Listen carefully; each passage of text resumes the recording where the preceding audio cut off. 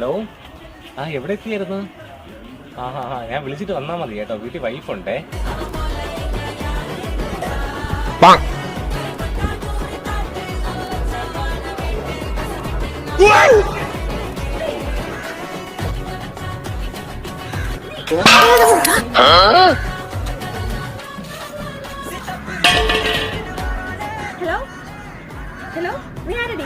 Sir വൈഫിന് വേണ്ടി ഒരു സർപ്രൈസ് ഗിഫ്റ്റ് ഓർഡർ ചെയ്തിട്ടുണ്ടായിരുന്നു.